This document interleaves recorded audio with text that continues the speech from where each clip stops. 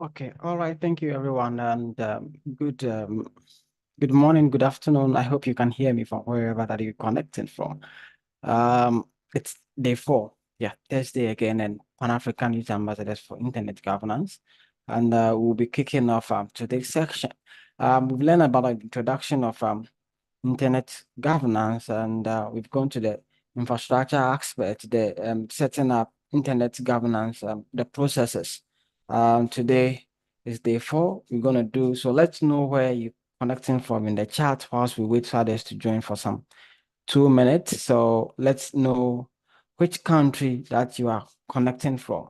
And yes, well, let us know. Yesterday we discussed a lot, and we're going to go straight today because we want to manage the time very well. We realize that the people need more to discuss their concerns and that stuff, so we'll keep more room for that. But welcome to today's edition, and let me know. I am currently connecting from Accra, in Ghana.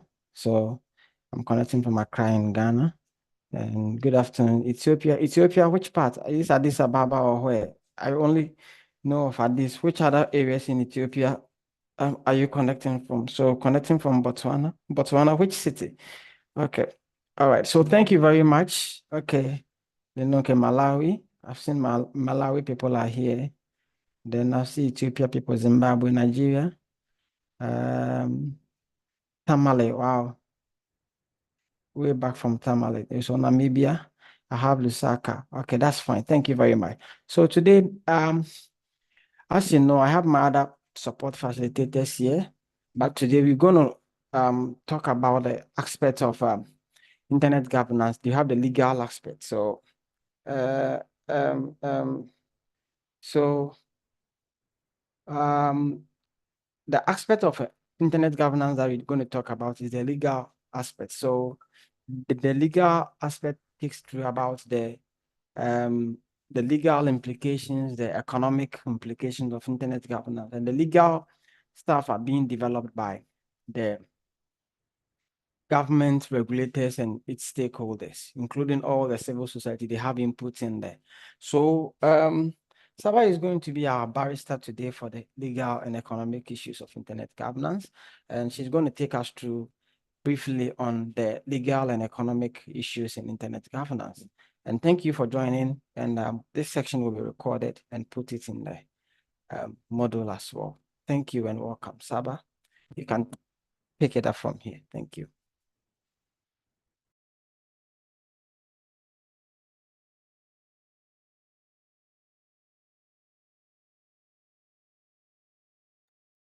Saba, can you hear me?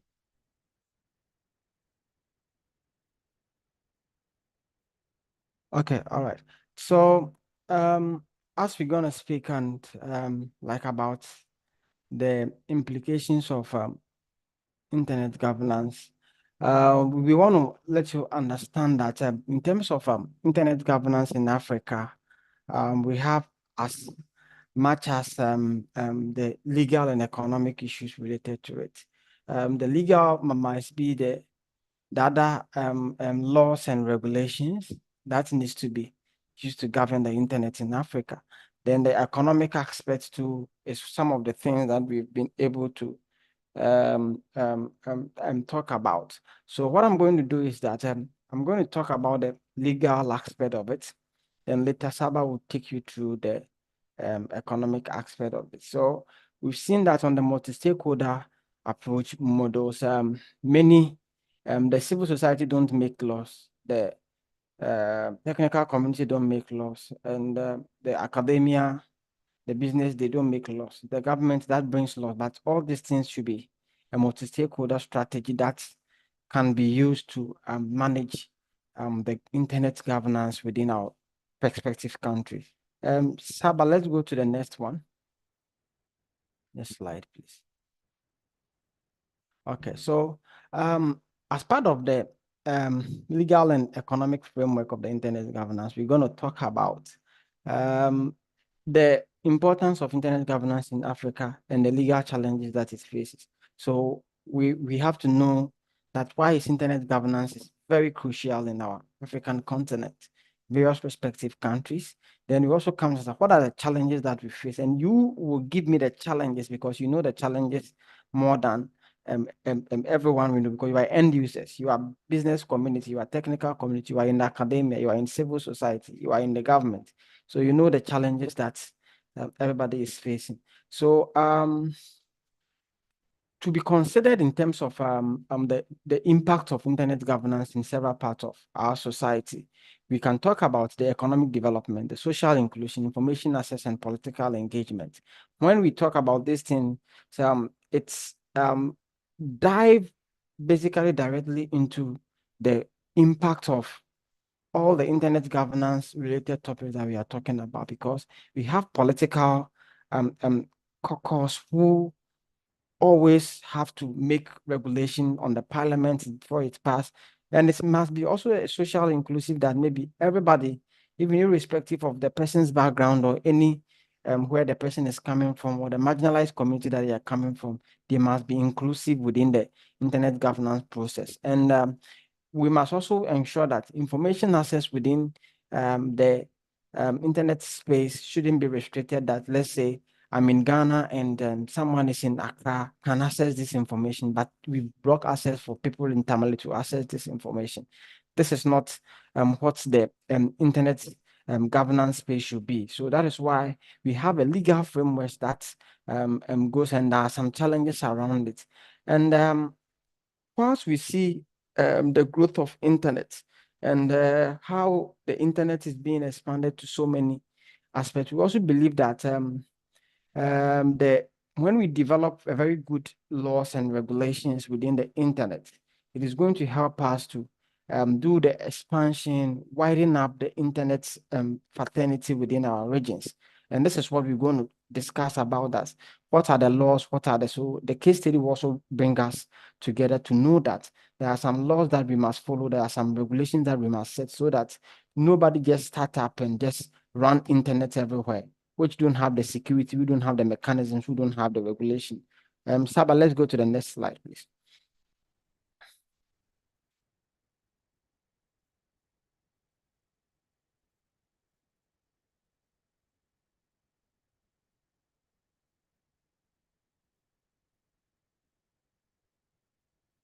Next slide, please, Saba.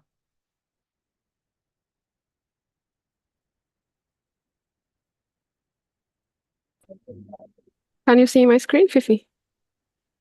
No, like it's still at where like I was talking of. Let me check. English cohorts, course model, Thursday. Okay.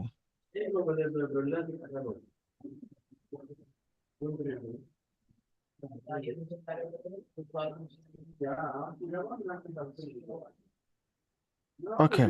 All right. So, like, I hope you can see my screen now. Yes. So, let's go. Okay. All right. Fine. So this is perfect. So let's see the Africa's internet landscape in terms of growing internet in Africa. There have been an improvement every aspect of in terms of penetration. Yesterday we checked on the ISP, the infrastructure aspect. We realized that even some countries want to increase the internet access in their country. So they have about 4 ISPs, 2 ISPs, more than 5, and more than 3. And this shows that in terms of connectivity, a lot of people in Africa are using social media applications. And people are using online stores, e-commerce. Governments are bringing e-governance solutions and other stuff. So meaning that this this has been a lot of improvement within the Africa context. But despite that, we got a conversation yesterday that even some of the internet service providers, when you go to different areas within our country, we cannot be able to find out that they have this internet connection there. So some rural areas still have not been connected. And let me put it that way, some rural areas don't even have more access to that. So that there is still a gap in terms of the internet access within the African context. And this doesn't mean only one African countries. It cuts across all the African countries that we have. And then also we see the advancement of internet in Africa. And it is very, sometimes we have to look at in terms of the major differences within Africa. So let's say some were saying, even Abia was saying that in the country, God's way. Yes, hello. Can you hear me, please? Yes. Yeah, please. I think we are not recording. No, the session is not recorded. Oh, okay. Let me check. But I think we are live, so sorry for that. Thank you. Okay.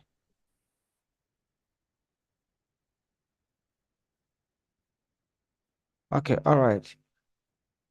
So what I was saying, and Abia was saying that in Namibia they can buy up to $10 and other stuff. But someone was also saying that in Uganda they can buy almost 5,000 shillings, which is between up to $100, depending on the capacity. Meaning that we have differences across various African countries. And as a region, we must ensure that we prioritize digital connectivity, the pricing issues within internet, the rural communities to how they can access it. So if the continent can develop a specific regulations laws that internet in Africa. So as people were saying, a Starlink subscription, Starlink can make this so standardized that even whenever you are in different country or this thing, they have some similar, not that much, but not that difference, but similar subscription rate that you can do on a specific amount rate that you'll be able to purchase. So this legal implication is that when we take about Africa's internet landscape, we will be able to at least develop this kind of regulations or legal aspect to back that. So let's see the next action too. Now let's see the legal frameworks for internet governance. So in terms of the legal framework for internet governance, establishing rules and regulations for internet governance. First, we have the national laws and regulations. That's what I said that maybe. So Ghana will have a law and Namibia will have a law, Kenya will have a law, Nigeria will have a law. So these laws address the internet issue. And when we talk about internet issues, can you put some of the internet issues that we have in the chat? And then like whilst we continue to discuss, so some of the internet issues, some of the issues that you think that it is an internet issue, then we'll be able to map it for you to understand whatever that we are talking about, the legal framework. So some of the internet issues that you think that it is happening in your country, just put it in the chat, then let me know. So so put it in the internet issue that you think you have in your country, put it in the chat. So some of the issues that you think that it is an issue in the country. So cyber crimes, okay, someone is saying cyber crime.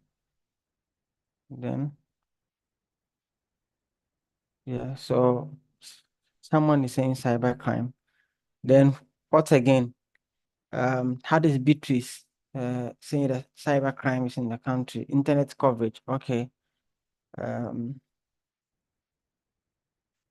Internet coverage, limited coverage, Zimbabwe, okay. Zimbabwe has a limited coverage. Then, okay, cyberbullying, internet shadow, data privacy, okay, bad internet coverage, data regulation, okay, yeah.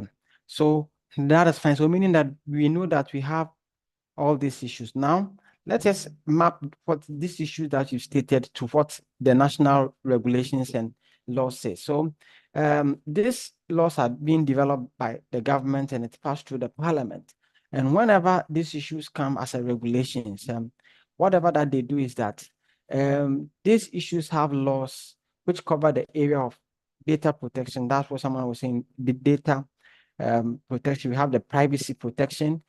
Someone is saying cybercrime, digital content, online consumer protection. We also have some laws that covers that expansion of network or fiber broadband to this area. Some countries have such laws within their Ministry of Communication and Technologies and other stuff. So when we see an example, Nigeria has the cybercrime out, South Africa has the a South African Data Protection and Personal Information Act, and the Kenya Data Protection Act. Ghana also have the Ghana Data Protection Act. So all these things are some acts and national laws regulations that help us to mitigate around the use of internet for both individual users and organizations. We also have in Ghana, we have the Cybersecurity Act, which also give us the guidelines and laws and regulations regarding online cyber bullying, someone will say cyber bullying, cyber fraud, and everything. So these are some of the national laws and regulations that we have within the internet governance. Then we also go to the regional initiative. So the regional initiative bodies in Africa have taken steps to harmonize cooperation. So the African Union, when we say regional, so we have the regional African Union, ECOWAS, all are sub-regionals and other stuff. When you compare Africa to Europe, Europe has the GDPR, which is the regulation. So it covers all the countries that they have within the Europe, and they have enacted that kind of regulations to build their regional, so they all have a shared common resources basically on that region. So this legal framework also covers the regional initiative. So African Union can bring out the policies that the African Union has the AU conventions on cybersecurity and personal data protection, which people was also calling out for the Malabo Convention. And this also protects personal data across the continent. And so many countries have been able to adapt it. People are still, there's still an ongoing progress work in that. So these are also a framework that from the national perspective, we can also have the regional perspective. The regional laws is being shared with all the countries, and the countries adapt all the frameworks and use the regional laws to be able to work towards the framework within the internet aspects. Now, let's see international agreements and organizations. So a global organization like the ITU, International Telecommunication Union, ICANN, the Internet Governance Forum, are some of the organizations that are involved in terms of developing the international agreement and organization. So ICANN is saying that if you want to register a domain name in your country, maybe you need to provide address, you need to provide this and that. You cannot just go and say, I want www.payagenglishcohort.org.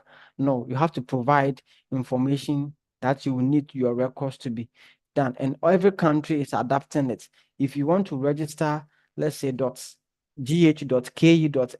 Nigeria, whatever country that you want, you must provide a legal document that says that you are able to operate a business in this country.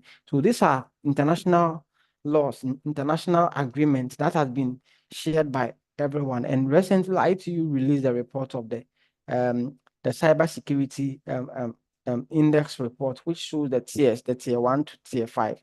And these are international frameworks that is being developed by this organization to be able to check all countries that are following the same stuff. And Internet Governance Forum, that's the IGF, which is being the global one is headed by UN.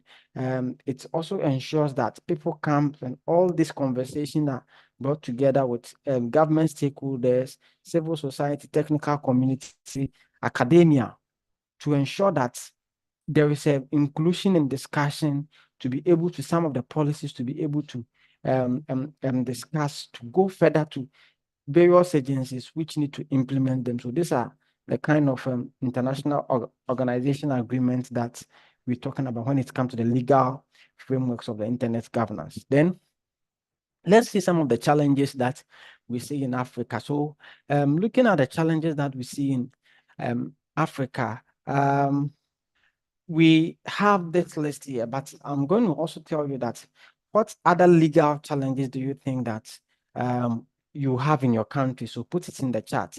So we can see the lack of harmonized legislation regulation across the continent. Yes. So we don't have a unity force that Ghana is doing alone, Nigeria is doing alone, South Africa is doing alone. The continent doesn't have one body that we've taken this one measure and all the countries are following. So that is also a challenge that we've seen. And the digital rights freedom, not in terms of the region, when we say digital rights freedom, meaning that so many things has not been done about this because people still feel that their digital rights are being taken. Sometimes you see that a country, then they will shut down some part of the internet. People don't have access to this. These are all kind of stuff. And we have the access to infrastructure. These are also in Africa, so many countries even don't have computers to use or even network infrastructure to even use on that. So we have a limited access to internet, and the internet prices in our countries are very high. And we discussed this yesterday, the digital divide and the cybersecurity and data privacy issues. These are all issues that we see to be challenging. So we can put it in the chat. Now let's see the legal issues in IG then. After that, like I will just give it back to you to tell us some of the issues. So the legal issues of IG in Africa is that the content regulation and freedom of expression, which we have said, the international property rights. So people are able to copy people's documents, copyright and other stuff with no kind of regulation that, okay, hey, Africa, we have a regulations right or intellectual property right. So if you copy something that without acknowledging the copyright, you can pick someone's work and just put it somewhere in Kenya, which maybe the work was originated in Ghana or Nigeria or Zimbabwe. If the continent is able to, these are the legal issues that is surrounding the internet governance. That is why internet is still have internet governance is still having challenges in Africa, because some of these issues have not been set up and resolved. Unlike the global level, we have a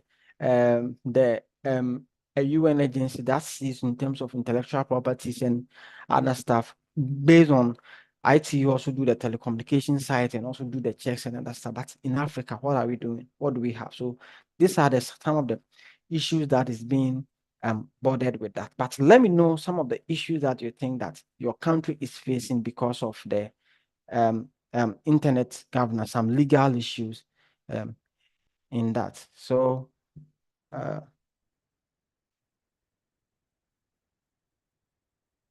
okay, so someone is asking this information. As I said, I can't respond for making sure business is registered for a particular country, but I can buy many domain name like .uk here in Nigeria without giving my business information in UK. Okay, so we have .co.uk, which is that we have regulations that um manages that in terms of that. Not all the domain name hosting companies are able to provide that domain .co.uk. So fine. So if let's say you have .co.uk and I am based in Ghana or Nigeria, they will just, I can't remember, I registered domains. So when you register, you input all your details. I can be in Ghana and register .co.uk. If I have all my registered addresses and everything in UK.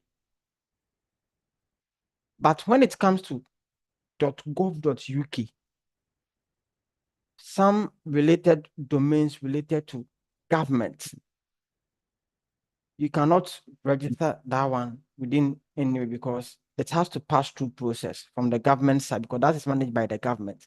That's what I'm saying. I can buy .ke in Ghana, provided I have all the documents that I need to provide within Kenya to know that, okay, fine, I have a legal document to work in Kenya. I'll come back to you, Sandy, because I registered a domain in Ghana, and when I was in UK, when I registered, they didn't approve from my registrar side.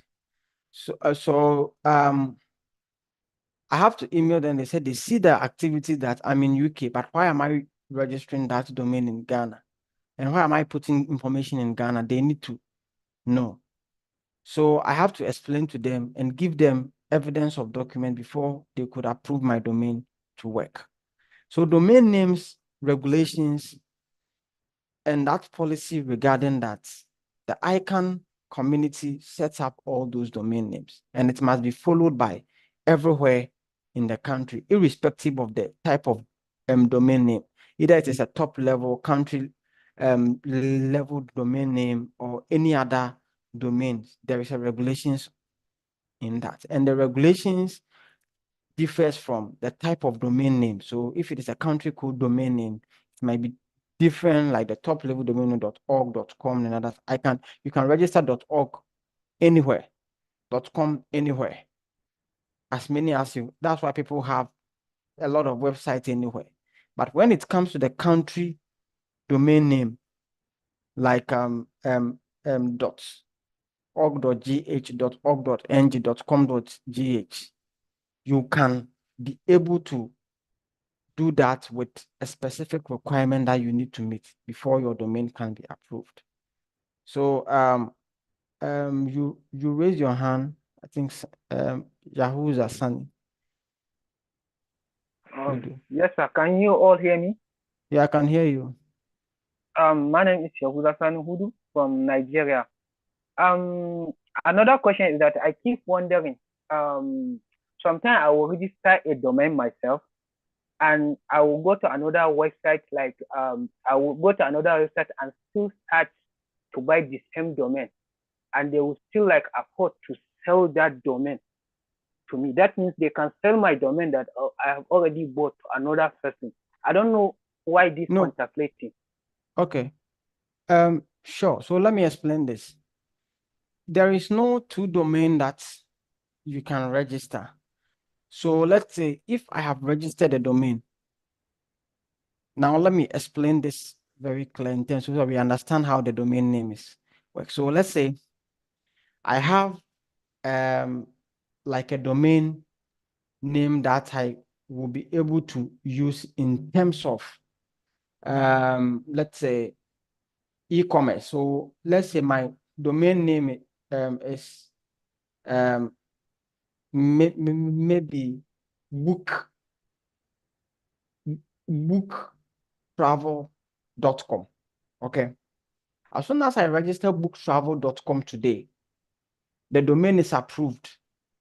I get my notification, everything who are ISM within ICANN, everything is intact. My domain becomes live. Nobody can register that domain, booktravel.com. Now, you can go online and search for booktravel.com. It will tell you that this domain is being registered. Now, I'm going to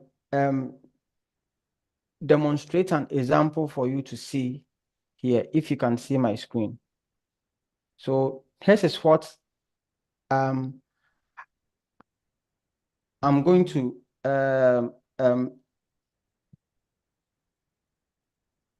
tell you on that. So let's say I have this domain, selbyconsult.com. Okay. So you see, I can see that selbyconsult.com is being registered. No registrar can sell this for you, but I can get selbyconsult.net, selby whatever.net. Now I can come and change this one to selbyconsultgh.com. The moment you change a letter from it, okay, the moment you change a letter from it, it becomes available. So this domain is available. This is what is also happening is that some people also register domain names. And let's say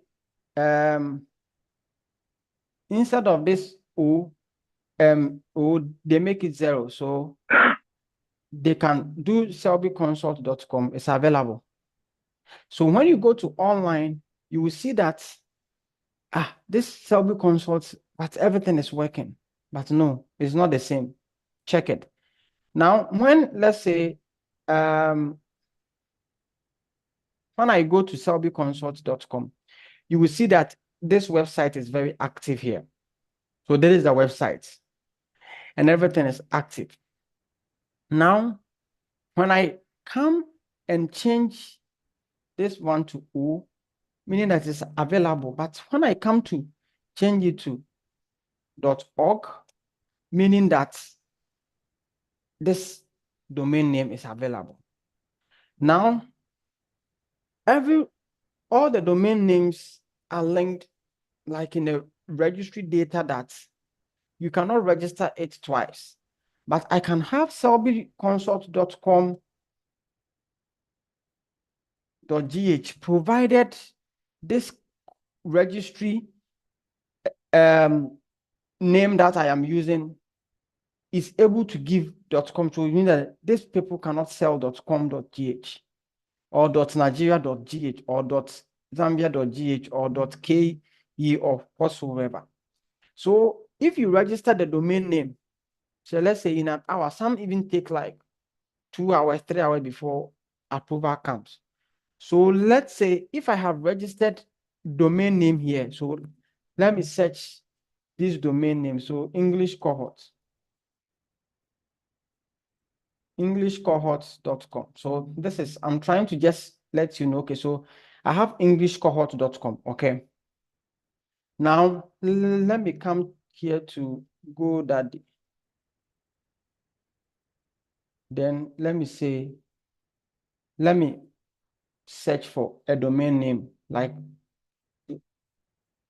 on Namecheap. So I'll go to englishcohort.com. I'm taking time to explain because this is a very technical, so everybody will understand that aspect. So now you see, I have englishcohort.com here available. And when I come to the hosting to I have english.com available. These two domain names are available. Whoever is fast to pay and get approved by the registrar, that is when the person gets it. As soon as it is confirmed by ICANN and everything is done, you cannot get that domain again. So if within a time frame and you register domain and you have the domain, but a domain that you've registered, let's say for over a day, everything is approved, you cannot go back and search for the same domain name and get it to tell you that it has been taken. Some people also buy the domain and they resell to people. That's why we have domain brokers. So this is a concept that I am giving you to understand how these domain names works. And when we come into the country domain names too, if you want to use a name and the same name has been used, they will advise you similar names that you need to use. I hope I have answered your question, and I hope I have explained you how to get the domain and how you can be able to understand the use of the domain names and the regulations behind it. Yes, it is well answered. Thank you. Okay, all right, welcome. So I'm going to handle. Hello, yes. Who has a question again? I have a question. Okay, raise So- up your hand, Abia. Okay, let me raise. Okay, I raised my hand. Sorry, Okay, I yes, wanted fine. to ask. Okay, I Okay. wanted to ask. Now, for like, you went on that hosting app. Now, whenever we find people like now on that hosting app, now when I pay for that domain, does it mean I can use it for any other different websites, or is it only for that one specific website? So every website should have its own domain. Or Okay. So let me show you something here. Okay. So let me show you something here. Yes. So I hope you can see my screen now, right? Okay. Now, see, when I enter this domain name, payaig.org, okay? This is my domain name, payaig.org. I get message, then it redirects me to payaig.africa. So this is my payaig.org. Now, once you have this payaig.africa or payaig.org domain name, you can use it to create this one website .payaig.africa with these things and everything. But let me tell you, we have something called subdomain. So the subdomain is that, let's say, Abia, you have your house, you have your building. Then out of that building, meaning that when you enter the house, the building all belongs to you. But you have created rooms. So let's say room 1, room 2, room 3. But the whole house is Abia's house. But the Abia's house, you've divided into room A, room B, room C, room D, or whatsoever. That is how domain names were. So you can have payaig.org, but create a subdomain name to do, let's say, you have Abia Group of Company. So you registered Abia Group of Company. Under the Abia Group of Company, you do sanitary parts, you do internet service providers, you do education, you do school, you do so many things. This is where the various aspects of subdomain comes in. That now Abia want to create,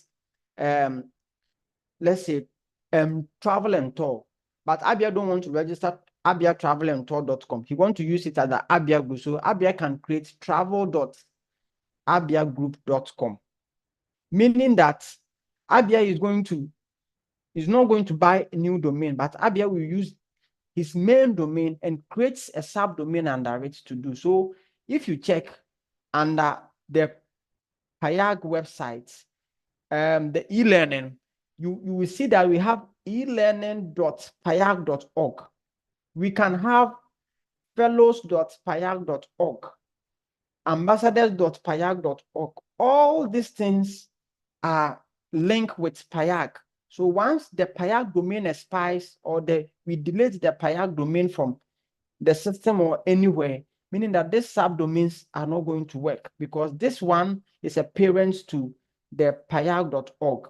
But once you have your domain, that doesn't end this. Your domain has to sit on a hosting and a server.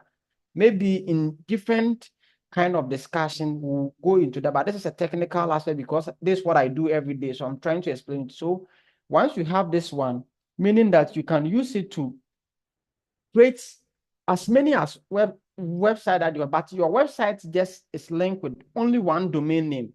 So either a subdomain, you can create a website on it. Either your main domain, you can create a website, but you cannot create, let's say, e-commerce, travel, and everything that you do. You want it to all come under abia.com. That doesn't work like that.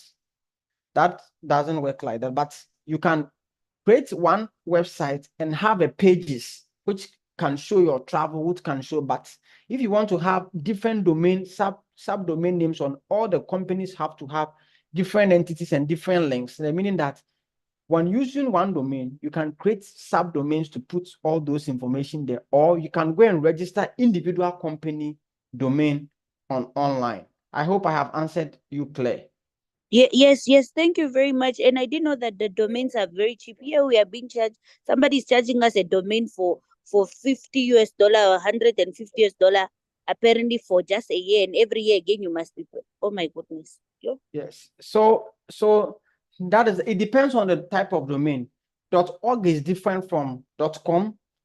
The prices also differ, and it basically the domain registry and domain registrars, let's say, are also quite different because everybody and how they sell. Some even organizations, when you buy hosting from them, they give you 1 year free domain name. Some also, you have to buy SSL. So when you go to the website, that's padlock on it. It's all inclusive in domain. Some also do domain name protection. That's where we're talking about data protection. You need to protect your domain so that nobody will get your information online. So these are all things, the policies related to domain name system. I hope we don't have any question again, or let me check in the chat if you have any question again. Okay.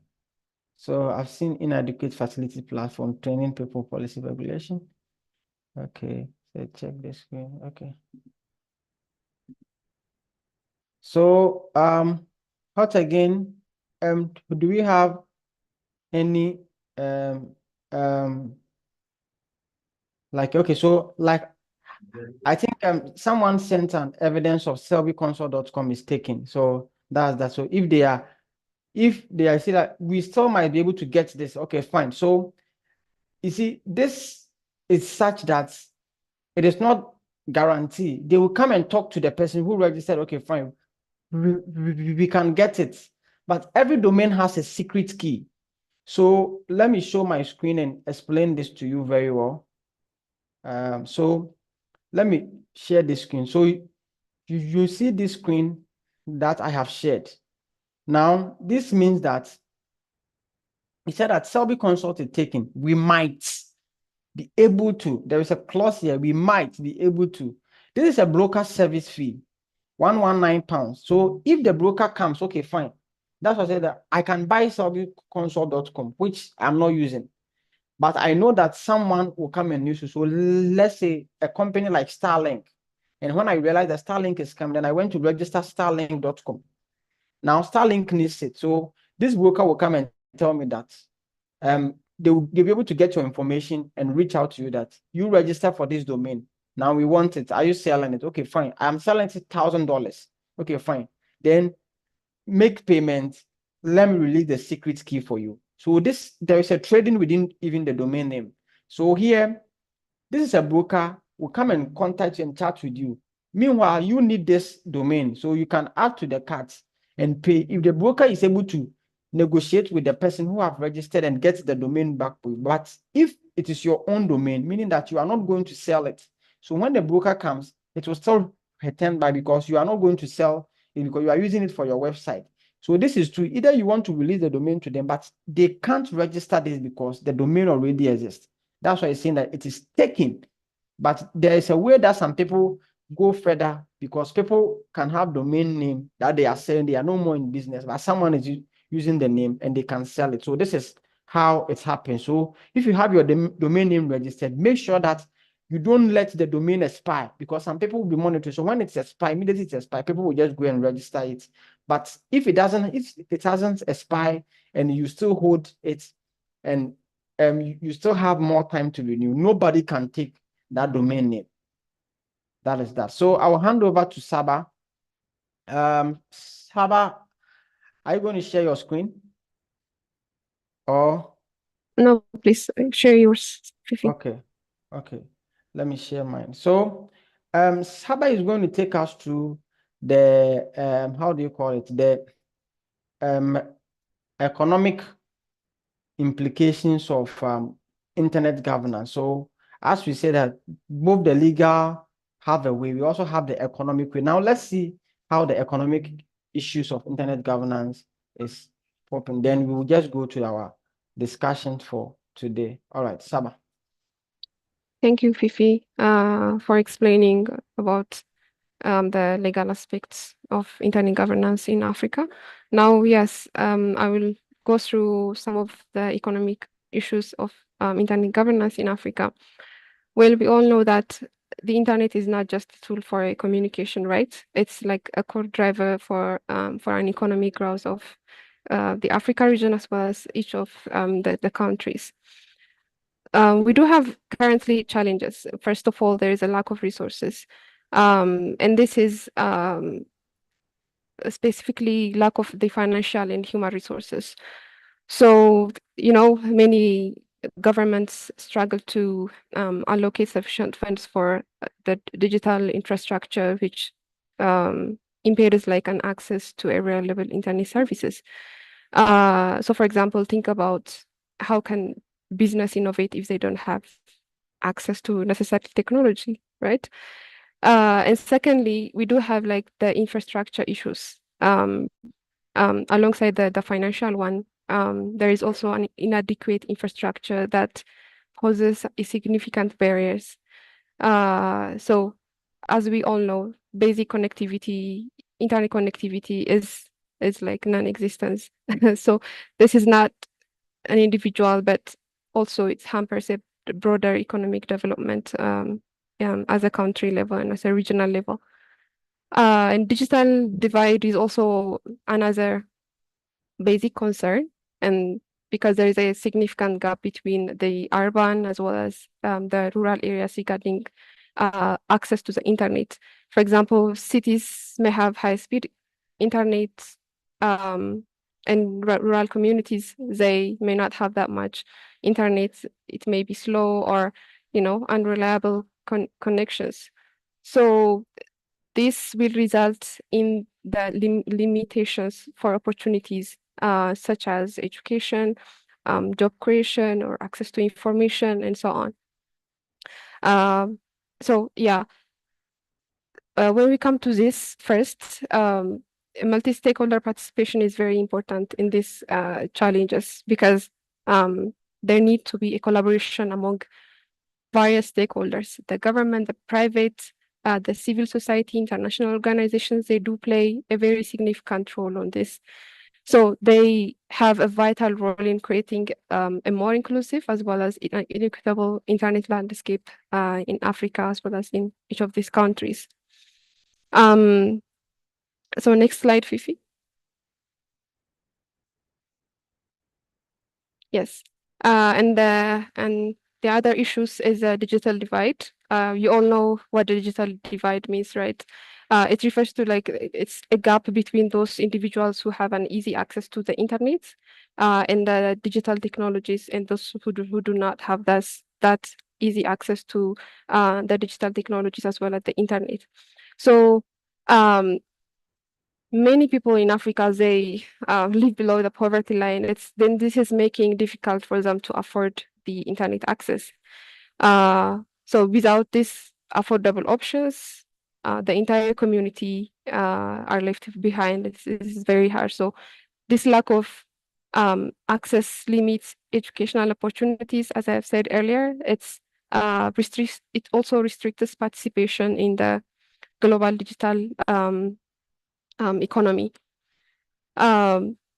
So as a result of this kind of disparities on digital divide, many of African countries, they do find themselves in unable to fully engage in the global marketplace. So without any internet access, an individual may miss a vital educational resources or may lose like a job opportunities, which we can then lead to a cycle of poverty. For example, if you take a student without an internet access, they cannot benefit from the online learning platforms, while also an entrepreneur cannot reach their potential customer line. And then when we come to the limited access to infrastructure, well, infrastructure is like the basic backbone of an effective internet governance, as we tried to see yesterday in yesterday's lecture, in the technical aspect of the internet governance, right? So it does not only include the physical networks that connect to the users, but also the essential services like electricity and so on. So without those kind of infrastructure, the internet connectivity is like we cannot think of internet connectivity without an electricity, right? So yeah, many countries in Africa, we do have unreliable electricity supplies. We do have like a poor network coverage, and so on. So it's important to address these challenges. First of all, to have like an investment in renewable energy. We also need to have public-private partnerships like we discussed yesterday. And there needs also to be a training and education as well to equip those human resources. Next slide, Fifi. Yes. And the other aspect of the economic issue of internet governance in Africa is the cybersecurity threat. So as an internet usage in Africa rises, like as it continues to grow, so does the threat of cybercrime, right? So this includes, for example, hacking, identity theft, or an online fraud. So the financial aspect of these crimes is very significant, which can lead to losses, like cash losses for individuals and the businesses. So this rise of cybercrime, it does not only result in direct financial losses, but also it creates an atmosphere skepticism among investors. So this kind of cycle where the lack of investment further undermines cybersecurity efforts. So it's very important to have a cybersecurity measures because if we are saying we need to have an effective internet governance, there also needs to be an effective way to address the cybersecurity threats at a country level as well as at a regional level. And this can include, for example, creating laws that protect users and businesses, as well as establishing some of the dedicated agencies that can respond to this kind of incidents when it comes to the cybercrime. When you come to the limited e-commerce, first, e-commerce, they do have a very significant opportunity for African businesses to connect with global markets and to expand the trade. However, there are also some challenges that hinders the growth of e-commerce in Africa. For example, the limited financial resources and the lack of digital skills that is very important to navigating the online markets effectively.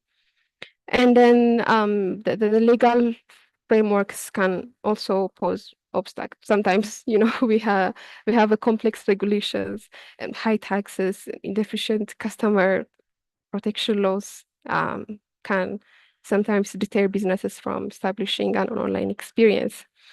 So what could be done to address these challenges? We could have investment in cybersecurity infrastructure, first of all, and then to have digital skills training to entrepreneurs or to techie-savvy business owners and so on. And finally, as I've said, we need to also simplify regulations. Sometimes complex regulations can impose challenges to the business sector as well.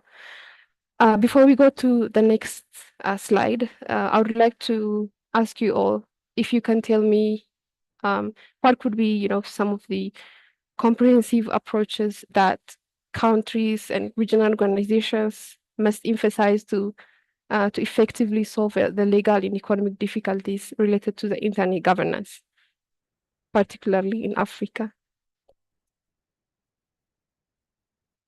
Can anybody tell me in the chat, or you can raise your hand and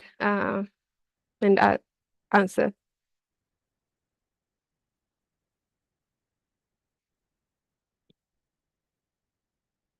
What would be the approaches that countries or states in your country or regional organizations must emphasize to effectively solve the legal and economic difficulties related to the internet governance in Africa?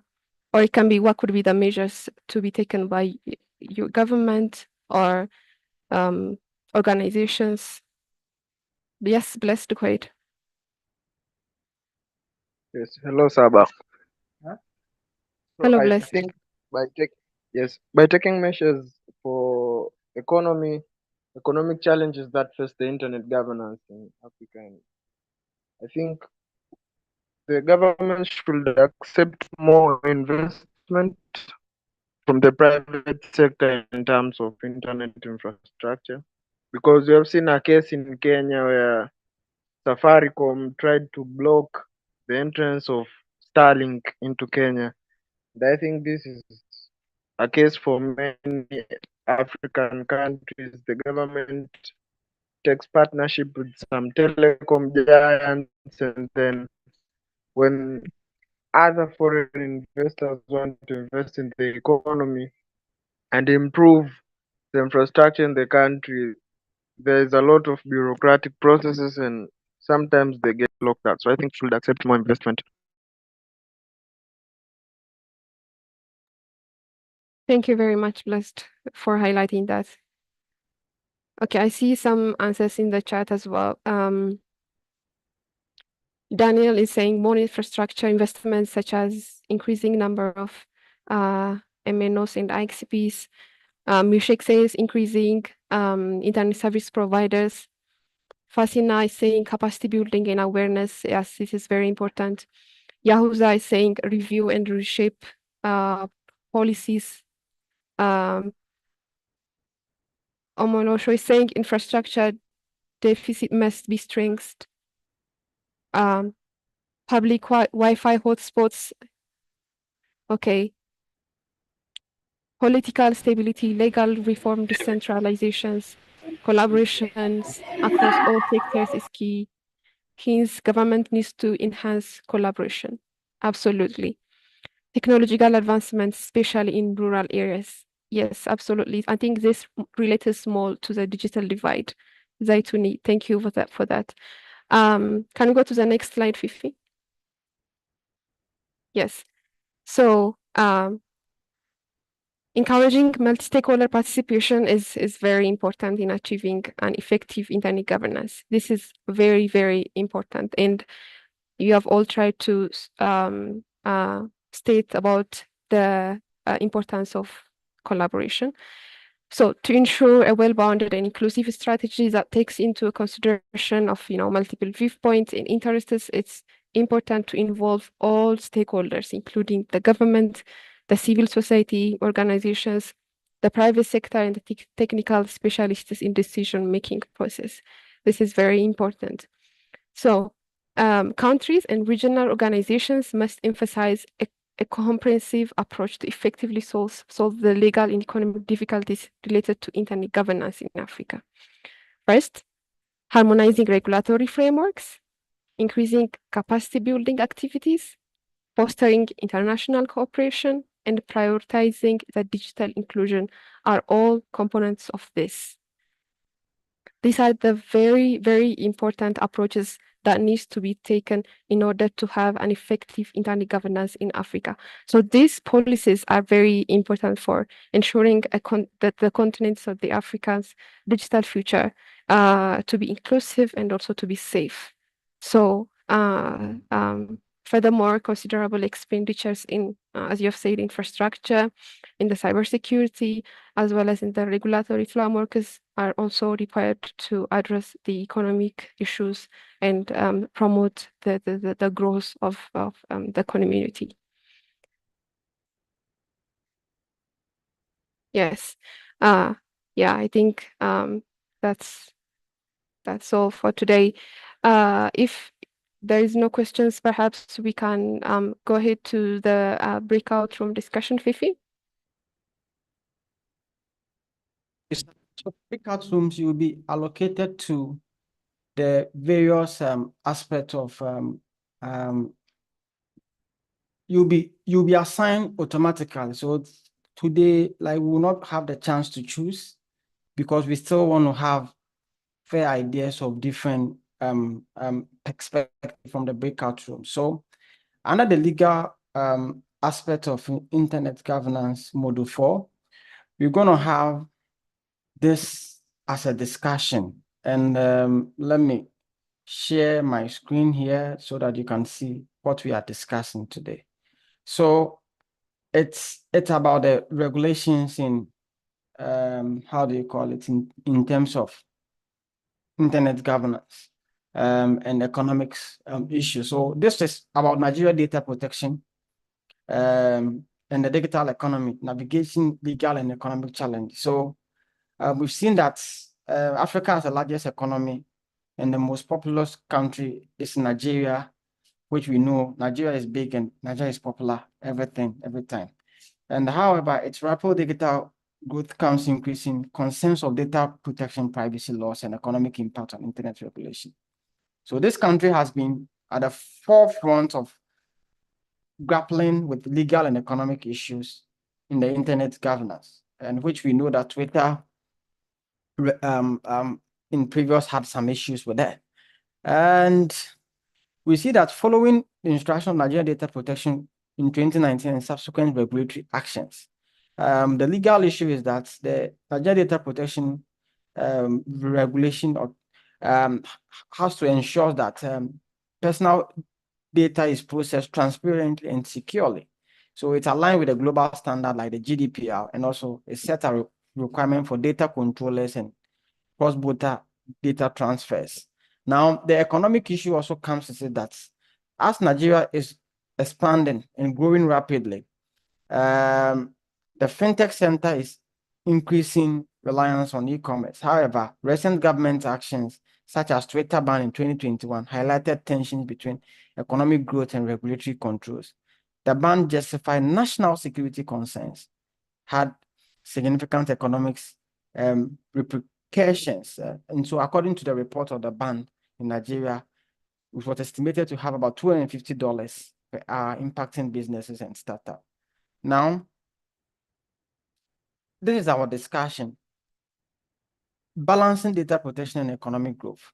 How can Nigeria ensure that their national data protection regulation is implemented without stifling innovation, particularly in rapidly growing fintech and e-commerce sectors? And what are the measures that can be taken to improve compliance and awareness of the Nigeria data protection regulation among businesses and consumers? So these are the two discussions that we have. So we're going to discuss that.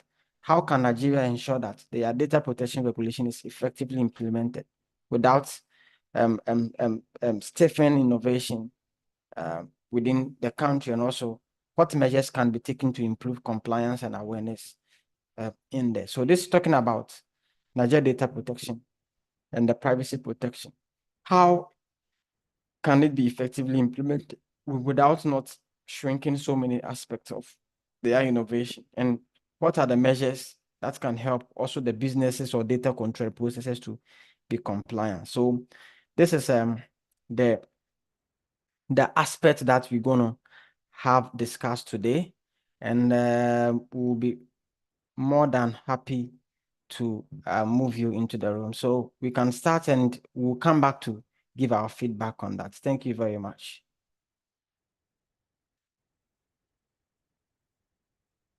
So I've opened the rooms and you'll be joined automatically. So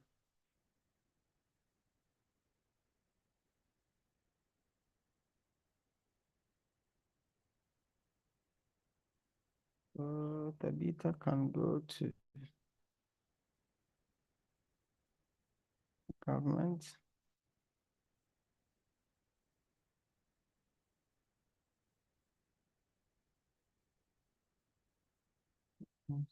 Sorry, please. I was automatically moved to civil society, but I want to be in the legal. As I said that today, we are not choosing our own rooms. We are just being assigned anywhere for us to contribute the discussion. Okay, Well, please. this one, Please, you can go ahead and assign me, please. Thank you.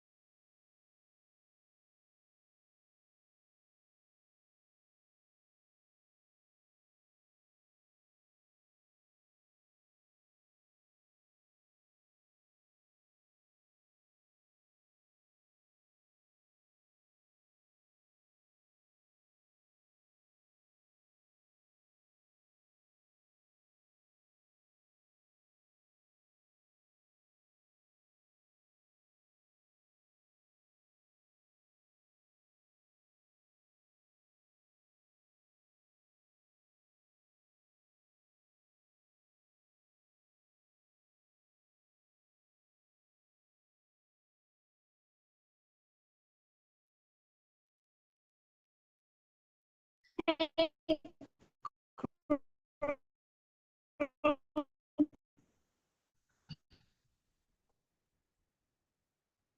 can't hear you.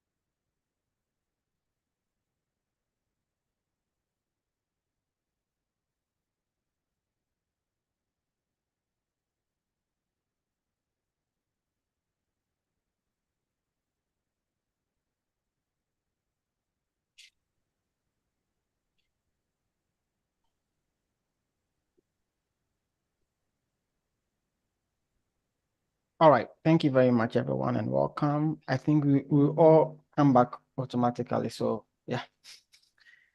All right. We are all coming back automatically.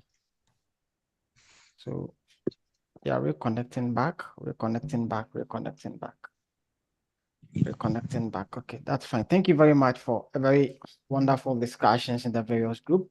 This is how we're gonna do. The questions are two. So each group will first present the first one, then we'll go back. We have 2 minutes each for the first question for each group. So when you come 2 minutes, you are out. The next group will come. Then we'll go to the second question.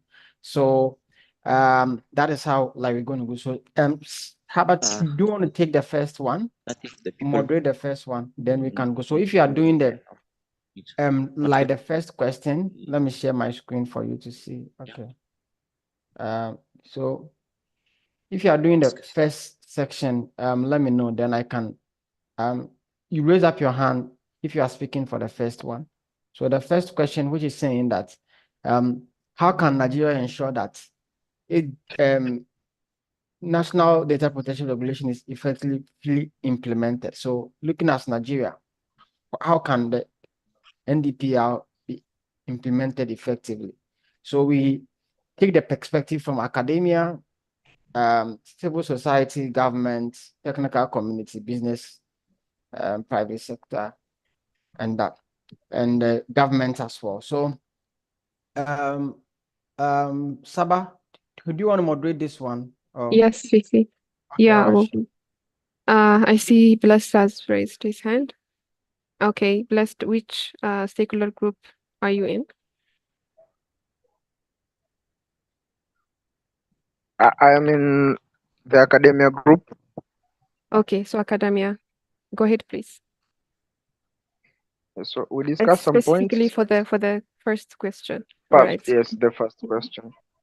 So according to academia group can do research on effective regulatory sandboxes to analyze the impact on innovation and compliance to the NDPR.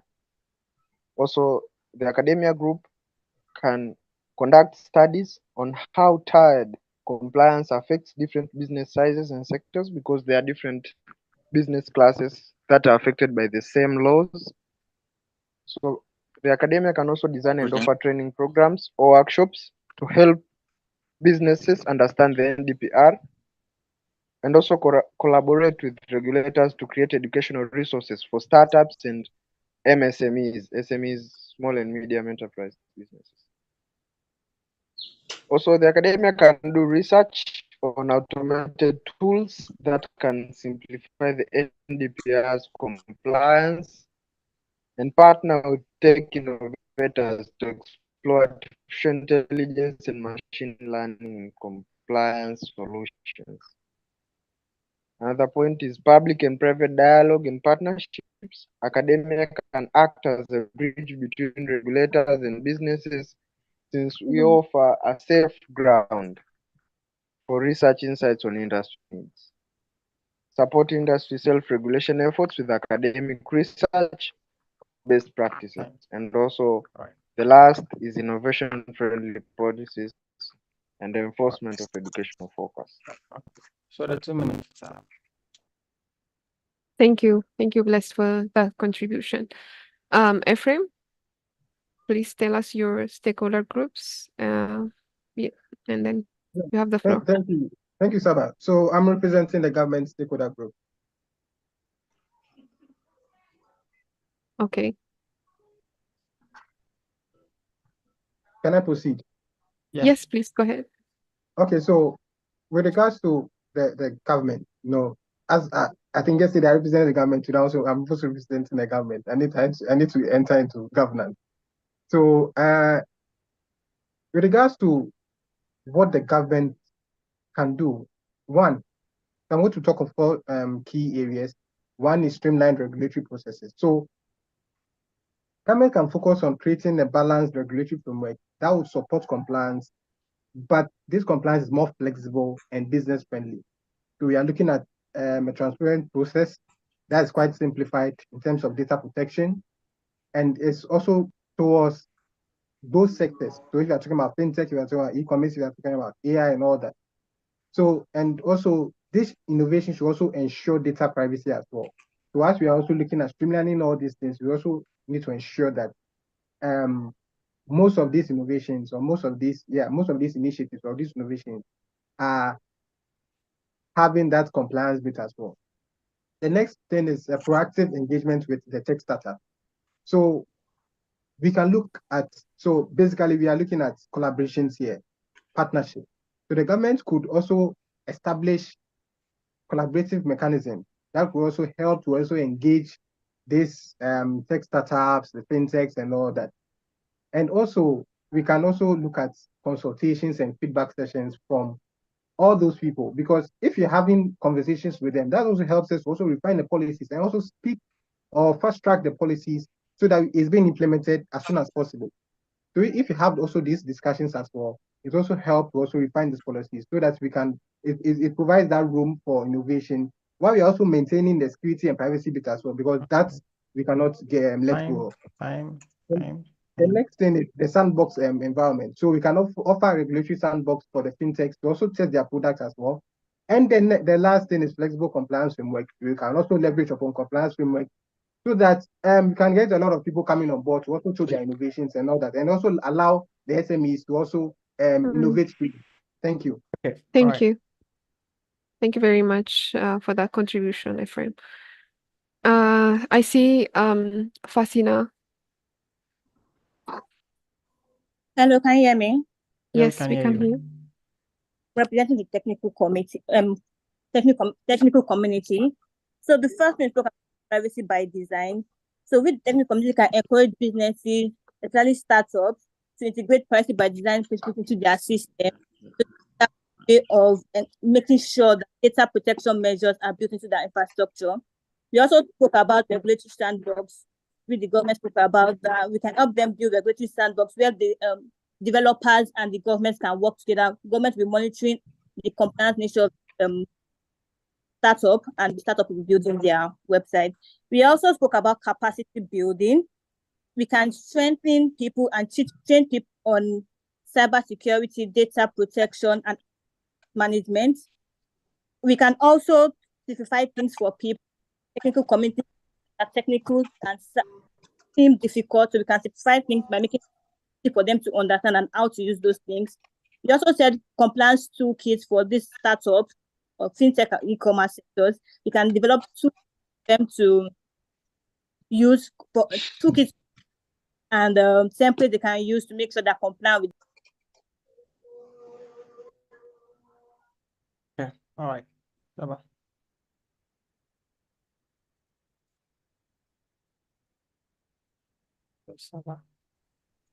Fasina? Yeah, so you can go to the next person. Okay. I was muted. Oh. And I've been talking since. Okay, please go ahead, try to finish on time, and then we can come to Abernathy and then Tassimot. Go ahead, please. Okay, so let me just quickly recap what I said. I talk about privacy by design. Now we want to encourage businesses and startups to develop or include privacy by Okay, so let's move to the next person. Miss Okay. Sanat. Miss Thank you. Sanat, Thank you, Fasina. also. Or you can put the summary of your discussion in the chat, perhaps. If there is, you can put it. It's okay. We can go to Abernat Sintayo. Okay. Please tell us your stakeholder group, and you have 2 minutes. Okay. Thank you so much. I'm representing the business group. So, the imbalancing that and the protection economic growth. So we have discussing about the flexible regulation. So the NEDPR should protect data while fostering innovation, especially in science tech and e-commerce by adapting the adaptable regulatory guidelines, and also within improving the compliance and the awareness. So awareness campaign, creating the awareness campaign, which are partnering with science tech and the e-commerce sector to run educational campaign will help the business, especially in SMEs. and a better understanding of NDPR requirements, also strengthening the enforcement. And the other one is public and private collaboration. So these sector-specific guidelines that have collaboration between the government and industry will ensure that NDPR remains relevant to the unique need of this sector.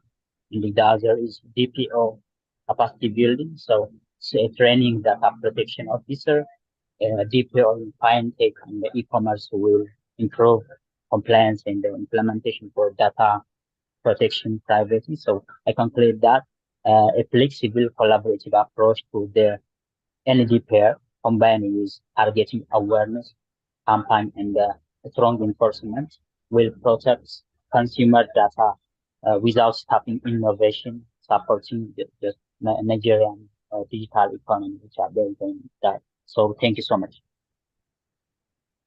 Thank you very much, Abinat. Indeed, I was in this private group, and of course, the businesses, especially in the fintech and e-commerce sectors, they should adopt the measures to comply with the NDPR, and also they should have to engage with the government agencies in order to provide feedback on those implementations. Thank you very much, Abinat. Muntasinot, you have the floor. Okay, thank you. I'm Muntasinot from a civil society group. I'll put the summary of our discussions. We widely raised that how can Nigeria ensure that the NDPR is effectively implemented without stifling innovations, particularly in the rapidly growing fintech and e-commerce sector.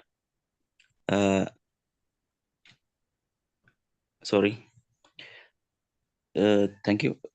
We widely raised that as a civil society, what is the role of civil society in the NDPR to establish in the what's the role, how the civil society can contribute to the effective implementation of the NDPR while promoting innovations. We listed out some achievements. The first one is advocacy for balanced regulation to promote pro-innovation policies. So these civil society organizations can advocate for balanced regulatory approach that protects data privacy while fostering innovations. The other one is involvement in the policy making. The civil society can they should involve in policy making. And the other one is mentioned in our group is the capacity building and educations. The civil society can raise awareness. Civil society can raise awareness about the NDPR among business, especially small and medium-sized enterprise. The other one is fostering dialogue between stakeholders. We civil society can engage in multi-stakeholder dialogue. We should engage. Okay. The other one is monitoring and Thank you. accountability. Thank you very much, Muntasinot, for that. I think your time is up. That's why we should have to cut that. But please Okay. put any remaining ideas and summaries in the chat. We would love to see that as well. So I think that's all for the first question, Fifi. I'll give the floor back to you. No, Thank you. I think Urias is also speaking. There is one hand up. Urias, yeah. And which community are you? Which stakeholder group is you? Urias is, I think, for the business sector. Oh, okay. We So were together. Yeah. okay, it's fine. Thank you, Saba, for that. So we have the measures for compliance, and this is what you're going to do. Just 1 minute. We need just one measure. One measure. So you just say the measure academic community is trying to make. So we need just one measure from that. So raise up your hand, then you let me know the stakeholder group, then I can start. So you asked, you want to speak, so I want to start with you. So what is the measure that you are looking out for? One measure, just one measure in 1 minute. Then we move to the next side. Urias?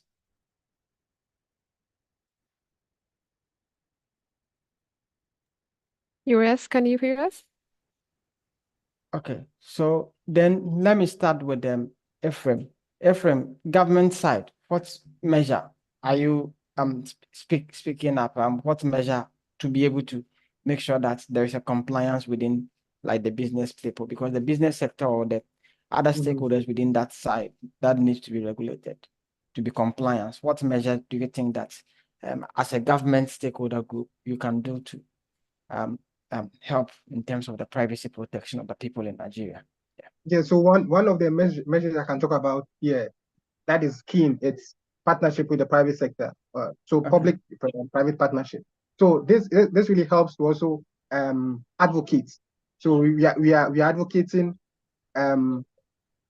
for those policies, and we're also creating a robust ecosystem for compliance as well. So this also helps us to develop those standards that are in line with the policies guidelines, and also we are also conducting joint awareness programs. With awareness programs bit as well, we can talk about having a nationwide campaign that is focused on educating the businesses and the consumers about their rights and their obligations and that particular regulatory that particular regulation in terms of data protection, so that these campaigns could also serve as the bedrock or the avenue for economic benefit, and also help people to also understand or appreciate this, so that they know the benefits and the trust they can get from all these things that they are also also talking about. All right. Thank you very much. Let me go to Michelle. Michelle, which stakeholder group are you?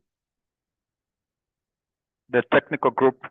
Okay, so the technical group, what compliance measures do you do? Like, are you looking at? Because you also work with the private sector as part, and if the government also needs you, they will come and contact you. What are the various measures that you think that you are going to be? Just in a minute. Thank you. Because after a sentence, because of time, so our measure which could top is the issues to make sure that these institutions have compliance officers, because we believe that if they have compliance officers in almost all institutions, it's easy for for them to have regular updates for their software, secure storage for their data, and also data prevention laws, and also the issues to do with cloud security and compliance in various companies. So that's what we believe that this could help. But of course, this also could help in terms of economic growth for various companies and institutions. Thank you. Okay, all right, thank you. Let me go to Zenai too. I think you raised your hand up. Which stakeholder group that are you coming to talk about?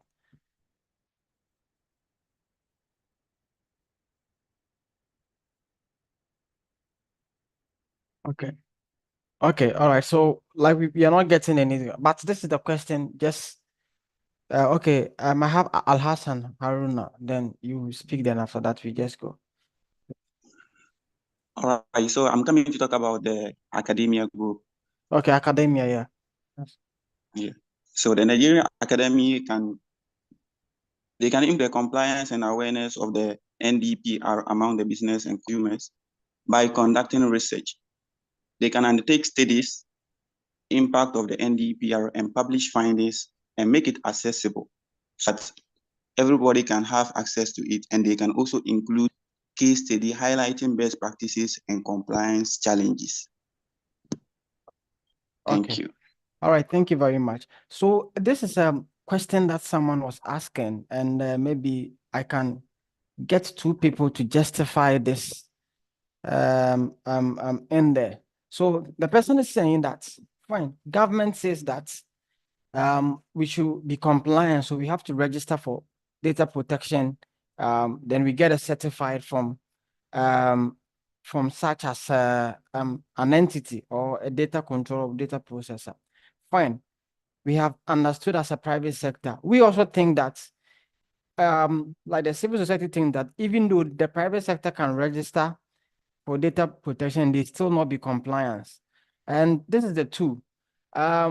We need two people to justify this case for us, because why do you think that it's very important for the business entity or the entities, every entity to register with the Data Protection Commission to be able to be compliant. And if you're also opposing another side, why do you think that? Do you think that it is not necessary to register because people can still register and not be compliant? And we can just go with this just for 3 minutes talk, just two people, then we can justify that. Okay, so Ephraim, let me know the side that you are trying to connect it from and justify your point, then we can learn something out of it. Because data protection, various countries have started certifying entities and individuals to be data compliant. So let me know your perspective and which side are you trying to provide us the feedback with, then we can get the next one too. Yeah, so my side here is I'll surely go for getting certified and being compliant, because the whole thing is, there's so much value in terms of being compliant. If someone wants to conduct business with you, the first thing is thinking of is compliance. Because if you are compliant, I want to do business with you. If you're not compliant, I don't want to do business with you. So even if you are even thinking of being compliant locally, people even want to even be compliant in the foreign space as well, because they want to conduct businesses. So there's a lot of business value that comes with being compliant. So if we say that we are just going to ignore compliance, then we are also going to shoot ourselves in the foot, because no one will want to do conduct businesses with us. Simple. Okay, but Ephraim, this is the also where the people also think that's fine. Being compliance, okay, I can choose not to register for the data protection. I cannot choose to not Exactly. register with data protection, but I am already compliant with my data. I don't share people's data. I'm doing the right thing, and people also have consent. Fine. People can go and register, but they are not compliant. Even it happens in most of cases that you see that people will go and put it their data. This time that there is elections and other stuff within various countries, you see that people's data are going all over. Where did they get data from? These people are saying that if we have registered, we are compliant. So we'll come back to that aspect for you to answer. But let me move to Raphael, who is going to also tell us that fine. They think that it is not necessary for them to register because people can still pay and register for some services within the data protection, but they will not be compliant. So, Raphael, like just Thank you. few Thank you, minutes, then we Fifi. can go back here. Okay, so I think it is important to have compliant business registrations, mostly for e-commerce and fintech, because in Africa, when you're doing business, you're not selling the product, you're selling trust. I think I differ Okay. with what my brother was saying. I don't differ far, but I differ a bit. I think it's important to have compliance, but that compliance should not bring in bureaucracy, because the problem that most businesses face until they bring up those data, they give up people's data, is they are compliant, but there's a lot of bureaucracy. So they find it easy to expose things. But I think being compliant is important because we are dealing with people's money, people's data. I once shared that there are regulations that have been put forward for artificial intelligence, because we are sharing a lot of data, personal identifiable data, which is quite vital to people. Thank you. Okay. All right. So, Ephraim, let me get back to you again on that, because we think that fine, we need to register. We have registered. I also think that if I don't register, I can still be compliant. So, as on the perspective, do you think that it is still necessary for us to register on that end? Then we can see why is there a need for us to register with the Data Protection Commission in case of anything? Yeah. Yeah, so I think it's a whole process on its own. That's why we are also advocating for collaborations, bringing all the people, having that discussion, bringing the people together, having that inclusive discussion, so that they are not left out, so that they understand the processes, so that we know that if you are talking about this is what we mean. If you are talking about this, so I go back to your companies or your entities and tell them that this is what is required for us to do. If you don't do this, this is what is coming. Because see, if we are doing a data protection, you want to be certified, you go through a lot of processes. Sometimes you have to get a data protection supervisor. It should be certified. So much money, it comes with financial constraints and all that. So people want to actually do the things that the monies can satisfy at the first point, before even thinking of other things are now. So if we don't think of the long term of being fully compliant, then it means that we are going to lose a lot, because now it comes to the sense that, okay, this an entity, a foreign entity, want to conduct business with you. Show us your compliance bit, because they don't want to have any gaps with you. If there are gaps in your security assessment, why should I conduct business with you? Because you're going to put my business at risk. So I mean, it means that I should enforce. So the whole thing is that we should have that advocacy and that awareness out there. You are putting the deposit. People should also understand that this is what they need to do. The economic benefits of being Okay. compliant. All right. Exactly. Thank you. So let me move to Raphael. Akwete is saying that there must be an enforcement. And do you think that how should that enforcement be able to help you as your side that you are talking about? Just 1 minute, then we just wrap up. Then Yeah, we'll thank just you. close. I think the enforcement is important, as our brother says, because if a foreign agency wants to do transactions with the African people, or a Nigerian fellow, let's say you're from Nigeria, and then the government should put the enforcement in place, because once they violate it, we can pin them down. Because among the human rights is that you will not break another human's rights. You see, so I think it's important to have compliance on how they use it, and I think the way it should be less bureaucratic. There should be compliance and regulations, but less bureaucratic, because bureaucracy and cost, that is where the Africans don't comply. Thank you. Okay.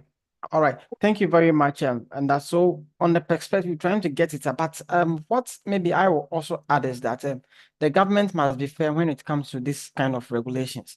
Meaning that if government choose to maybe to do enforcement and targeting for compliance on private sector, what about its own people? What about the government sectors as well? Meaning that data privacy concern and the legal implication, economic issues should be for everyone, not even the government, not even the business, but the technical community should be part. At least when you are developing applications and other related software innovation, you must consider that how do I put end-to-end encryption in my system? How do I put some privacy notification in my system for me to be able to, for people to turn on and see that feature? Like how Facebook, some countries have forced them, this application, TikTok and other stuff, they are forcing them to at least make sure that there is a features that people can tend to be compliant. And these are not one person, because when the business community is doing that, the governments have to also put regulations, and the regulations come from government, but we all have to make sure that regulations come in, we will all put it into practice in all our aspects in terms of the technical community. Academia must also do a research by design that this is what we need to do. This is the framework that we can follow to get a very serious compliance roadmap. So these are conversations that I love to hear much about it. And tomorrow too, like we're gonna have a discussion panel based on the case studies, which we will just bring out some topics for us to discuss. And we really appreciate your time for today. And it's a very good conversation that we are having.